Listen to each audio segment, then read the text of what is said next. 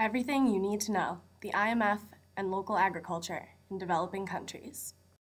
Many developing countries are in debt to other countries and don't earn enough in foreign exchange to pay the money back. Consequently, they have no funds to invest in their own economic development. Where do countries go in these situations? The International Monetary Fund, or IMF, an international financial institution. The IMF manages worldwide economic stability by providing short-term loans to indebted countries. The IMF gives these countries a loan, but there are some strings attached. A Structural Adjustment Program, SAP, guides governments on how to use the money through a series of economic policies. One of these policies is austerity. Governments under SAPs need to cut back on the money they spend.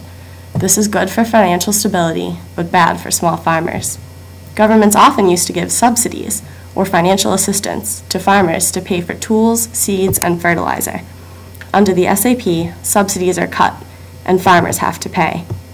No money to spend means no investment in tractors, irrigation, processing factories, and transport infrastructure. No investment limits how much farmers can grow and produce. Time-intensive labor without technology yields small crops. It's good to be a farmer in the developed world. Government subsidies and advanced technology help production, and factories exist for processing. Lots of food is produced with less labor. What happens to all this food? Well, some of it is consumed in the country of origin, and some is imported into developing countries. Why? Another IMF policy, free trade, where countries open their borders to the international market. Supply and demand is the name of the game. Food imported from developed countries is inexpensive thanks to those government subsidies. A supply of inexpensive food is attractive to poverty-stricken societies, so there's a demand for cheap, plentiful food. Here's an example from Senegal. The morning meal in Dakar. But for many families here, a glass of milk isn't poured, it's spooned out of a packet. Powdered milk is increasingly popular in Senegal, costing just a few cents per packet. At home it makes the milk at breakfast and a popular dish at dinner, fermented milk with cereal. Local businesses use it too, as the basis for yogurt and other dairy products. Nationwide there are over 3 million cows, which provide milk to local communities. But there's little incentive for businesses to buy from the farmers. Poor infrastructure and a lack of refrigerated trucks hamper delivery and turn off even those with the best of intentions. Farmers have no incentive to produce because foreign imports are so competitively priced.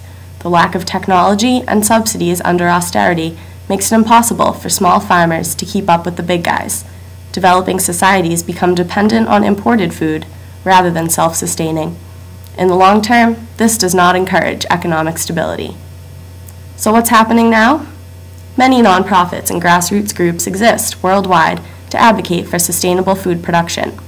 Recently, the big players in the international community have begun to acknowledge these countries' need to represent themselves. At an October meeting of the G20, a group of representatives from the world's 20 biggest economies, officials agreed to transfer more than 6% of voting power within the IMF to developing countries. This is the most notable step taken yet to include developing countries in the IMF. After all, each country is different, and economic policies should not be one size fits all. By giving developing countries a voice, the international community can learn from them what works and what doesn't work. The SAP has not worked because countries are still poor and indebted. Local agriculture would work because it encourages stability and sustainability.